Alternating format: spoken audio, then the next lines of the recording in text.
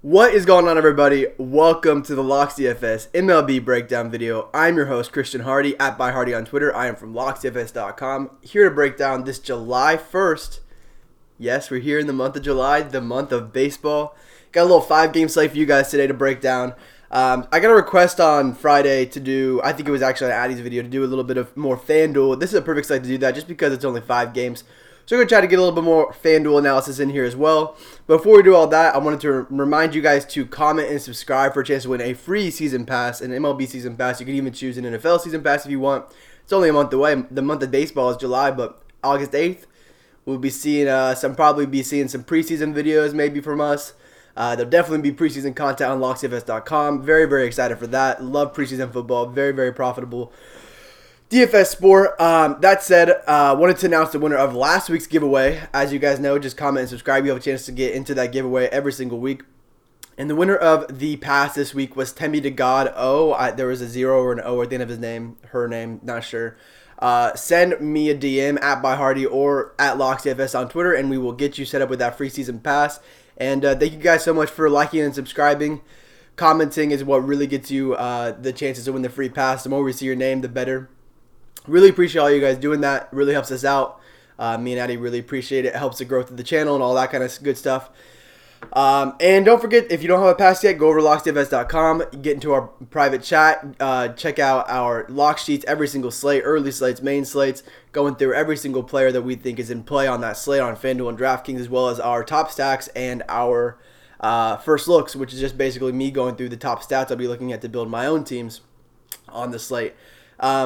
Okay, let's go ahead and get into it, and there's just a pretty easy 5-game slate. Pitching is really interesting on this slate, I think, where there's not a lot of clear cut options. You know, the most expensive pitcher you have on the slate is going to be Mike Minor, and he is going to be up against an Angels team that is just not a good spot to target. So I'm going to be looking elsewhere than the Mike Minor for pitching.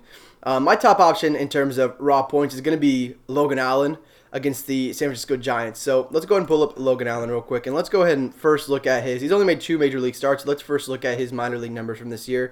He's averaging over a K per inning with a 4.7 xFIP, 6.92 K per 9 in the majors, although his swinging strike rate is around league average, I believe. It's actually above league average, around 11%. He's also a guy who, we'll get to it in a second actually, 3.71 xFIP on the season so far. Comes up against a Giants team that versed lefties this season. Let's pull it up real quick. 24% K rate, which is about average, and a 67 WRC plus. The only issue I have with Allen really is that he is 9.2 K. I forgot to float this. That is a classic move for me. The only issue I see with Allen really is that we have seen him in 2 starts get around 90 pitches in both. I believe that he will stay around that in his future starts. So, you know, that's the one concern here. We're paying 9.2K for a pitcher that's going to get 90 pitches. Maybe if we were lucky, maybe 95. Don't really see him getting above that at this point until we see anything different in his results and how the pitch staff is handling him. But it looks like he's going to be around 90. But despite that, it is a very good matchup for him. He's going to have a decent amount of lefties in this lineup, which he is striking out a little bit more. We just go to his contact here. Actually, in the majors, he's striking out less, but in the minors, he was striking out more. He's getting better contact versus lefties. As you can see, the fly ball rates are super low. He's pitching in a park that is very, very generous to all pitchers against a 3.5 team total, which is the second lowest on the slate. So, big fan of Allen. Makes a lot of sense to me. And that is his FanDuel price, actually 9.3K, which is going to be less appealing to me because I think on FanDuel, we're going to be having a lot of guys who are going to come in very cheap across the board. You have Samardzija, Yarbrough is very cheap over there, and we'll get to those guys in a short second. Actually, we'll go ahead and move on to the next pitcher, which for me is going to be Ryan Yarbrough. So as of now, in terms of these cheap pitchers, Samardzija is coming in as the chalkiest option. And as I said, I think that mostly comes down to just him pitching in this ballpark. Also comes down to the Padres having a very high K percentage versus righties, which I believe is still the highest on the season against righties. If we go ahead and want to pull that up real quick. So Samardzija is coming in as the second highest K right now. Tigers have surpassed them. You know, the only issue with that I see with Samardzija. So I mean, even if let's just go to Samardzija's numbers real quick, and I'll talk about why I'm not completely sold on him. As you know, he is a chalk pitcher and he's pitching in a great park. I'm not completely sold though.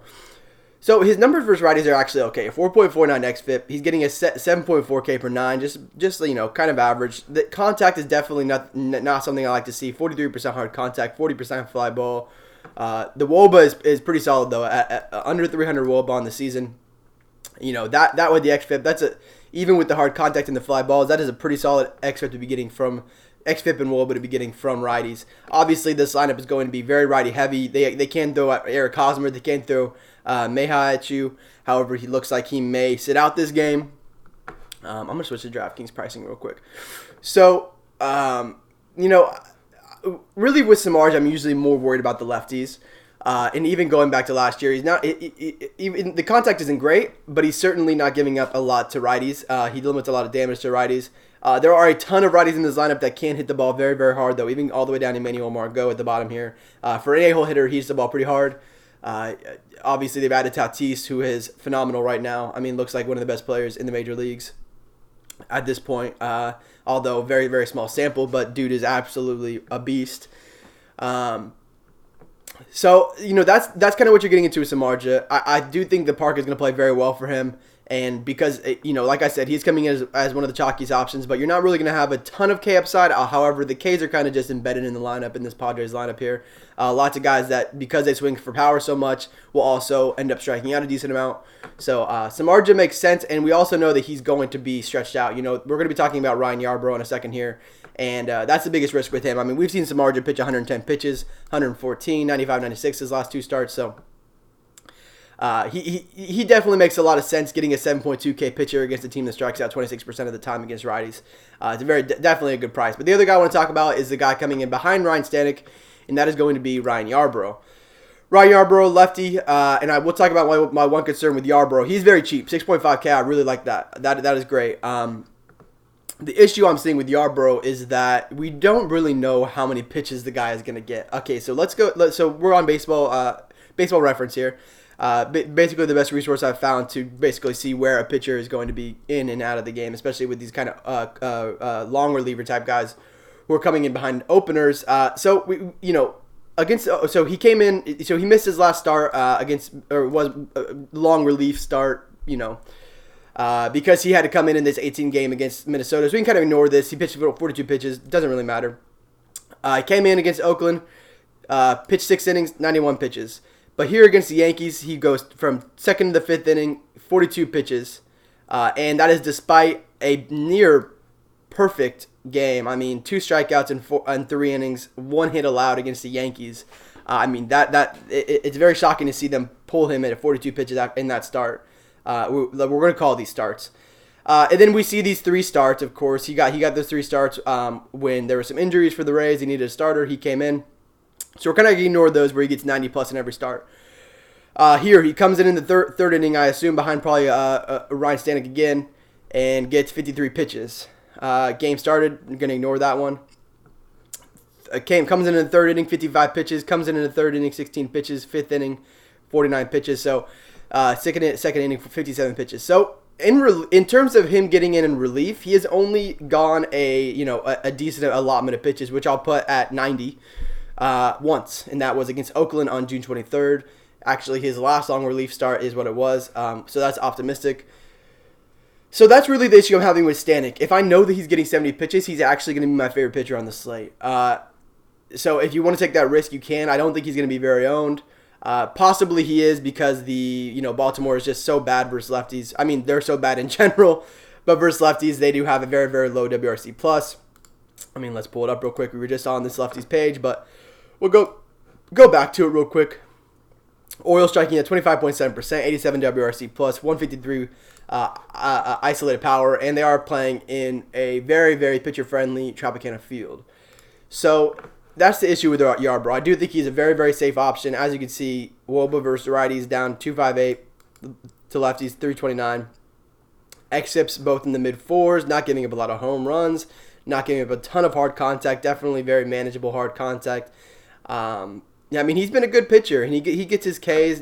He got around a league average swing and strike percentage as I expected. So, and the one thing I do like about, even if he is going to be, let's just put him at 60 pitches, I do really like that he is not walking guys. He's combined for 1 walk in his last 5 appearances. So That's going to really help keep his pitch count down. However, we just don't know where his pitch count is going to be. If we hear anything, that would be great.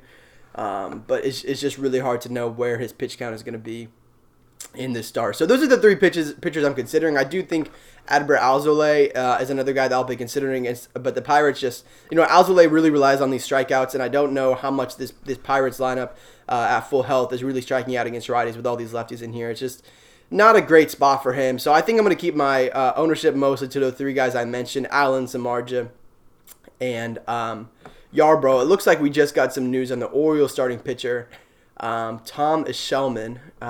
I will be looking into him. In terms of bats, let's go ahead and move over to them real quick. The very clear top spot on this slate is going to be right here in the Texas Rangers. They do have the highest team total on the slate, going up against Jose Suarez. So Suarez is a guy who got absolutely mashed in AAA, 5.68 xFIP. He's gotten hit pretty hard so far in his limited amount of time in the majors so far, 21 innings. Not striking out a ton of guys.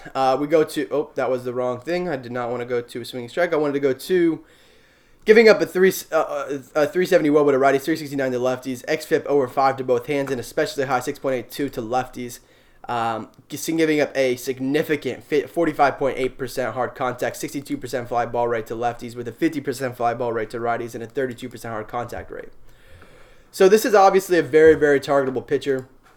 My home run call is going to come from this game, and I think you could probably guess who that is going to be.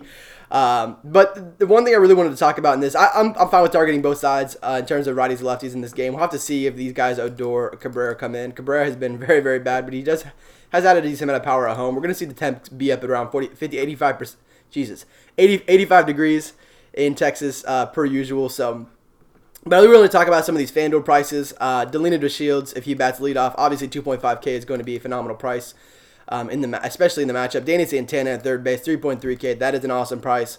If as Drupal cracks the lineup, that is an awesome price. Those are the main ones I wanted to touch on. I think Andrews even over here has a decent price that you can probably afford because you're not going to be paying up for pitching most likely, especially because Ryan Yarbrough, I believe, is very, very cheap on FanDuel. So, those are kind of the guys. I think the FanDuel prices are a little bit more favorable on these Texas guys against Suarez, who is going to be my most targetable pitcher on the slate. Okay, moving on from that, we're going to have the Rays, who I think have really solid prices across the board. So Austin Meadows has obviously been, regardless of the Orioles pitch here, it's probably going to be either bullpen arms. They could go with a few guys going as long relievers, but none of them are going to be, as you can see here, Vegas has already set the total of 5.7. They're not expecting anything. We're not getting a Bundy. We're not going to get Cashner, guys that maybe we can maybe look other directions. This is going to be a spot where it's probably going to be the worst pitching spot on the slate, even worse than maybe Jose Suarez, who got mashed in AAA. So all these Rays are definitely going to be in play. Just going to have to see how this lineup comes out. We saw a weird lineup over the weekend where Kevin Kiermaier batted second, so could see something like that again. But regardless, all these guys are very cheap. Brandon Lau, 4.3K. Tommy Pham, 4.3K. G-Man Choi, 3.7. Meadows is a bit expensive, but still not bad for Austin Meadows despite his recent slumps. Even Avisel Garcia, 4.2K, is more than fine with me in this matchup with a 5.7 team total. Going over to FanDuel, really like the price on G-Man Choi at 3K, and I really like the price on Tommy Pham at 3.7. Those are my two favorites over here. Kevin Kiermaier, if we see him bat up, is also very cheap. Even if he's batting 7th, I don't mind it, but I don't like taking these 7th through 8 hitters too much at home just because they're at home and they're also favored, so we might not get 9th inning ABs. Okay, those are my two favorite hitter spots on the slate. There are a few other spots. Maile gives up quite a bit of power versus these lefties. It's a 5 mile per hour wind out to left, 89 degrees, 52% humidity. A very good hitter spot. So going to be targeting some of these Brewers lefties. Yelich, as you saw, this is just a basic, I just threw some guys in that I thought would be in the lineup. Obviously, this is not my actual lineup here. I haven't built a lineup today yet. But first thing I was looking at is just these Brewers lefties. They make a lot of sense. Moustakas and Yelich. Moose is very cheap on both sides. That's what I really noted. In a matchup, if we just want to pull up Tyler Maile's numbers real quick, that is one other guy to talk about real quick. But really the two other spots I'll be targeting: Cubs lefties, Brewers lefties. Tyler Maile versus lefties real quick. 5.23 xFIP. 38% on hard contact, 42% fly ball. Maley is actually a very, very talented pitcher. You can get a lot of swinging strikes, but he does struggle a lot with this left-handed power. And, of course, there is a decent amount of it in Yelich and Moose, even Grandal at the top there. Thames, he's very expensive on DraftKings, but he has been very cheap on FanDuel, and he still is. So, that's probably going to be your chalk first baseman right there on FanDuel in Eric Thames. And then really the other spot I want to talk about real quick was just going to be Trevor Williams. Targeting Trevor Williams against these lefties. So Trevor Williams, 327 WOBA, 517 xFIP, 35% hard contact, 34% fly ball versus lefties. And that's going to pretty much bring us, those Cubs lefties right there. Going to bring me to my home run call of the day. So let's go with my the guy for me. But on DraftKings, under 4K, I'm going to go with Kyle Schwarber, 3.9K. Pretty easy home run call. He should be very, very chalky on DraftKings. I don't know why his price has not been adjusted, but he continues to be way too cheap for his talent, especially against Trevor Williams. I know this is a great park for pitchers, but, Trevor Williams with that contact versus lefties makes a lot of sense there. My other home run call is going to come from this Texas game. Obviously, maybe should be Mike Trout. He is only $100 more expensive than Joey Gallo against Mike Minor, a guy who does give up a lot of tough, hard contact to righties. He's had a very good year. He made the All-Star game. But he still is giving up a good amount of hard contact, especially to righties. xFIP over 4 to righties, so it's not like he's been absolutely phenomenal. I do think Trout can get to him here. I really like this price on Upton as well. He could be a home run call, but instead of going with these two guys that could be a little bit more chalky in terms of home run calls, I'm going to go on the other side. Joey Gallo, dude is absolutely just a complete monster. Like, dude just does not stop hitting home runs. He has 3 in his last 4 games. You can see right there. He also gets a matchup against Jose Suarez where, as I said, his contact versus lefties so far in the majors has been terrible. You got Mash in AAA. I really, really like this spot for Gallo. I rarely pay for Gallo in cash. As you can see, Gallo also, going back to last year, has more power versus lefties. It's going to be hard for me to stay away from him, but there are so many other expensive bats on the slate, Yelich, Trout, that I'm going to be paying up for. It's going to be very interesting to decide where I'm going to be paying up for, just because I do really love Joey Gallo on the slate. But Gallo is giving me my expensive home run call of the slate. Kyle Schwarber will be the cheap home run call. I'll keep it the same on FanDuel in terms of my expensive home run call. I'll stick with Joey Gallo over here and Eric Thames on FanDuel. So thank you guys so much for watching. I appreciate you guys. Be sure to leave a comment to the NFL season. We'll be giving away these free season passes. So thank you guys so much for watching, and we will see you guys back here next time. Please check us out, locksdfs.com also. locksdfs.com. See you guys here tomorrow. Peace.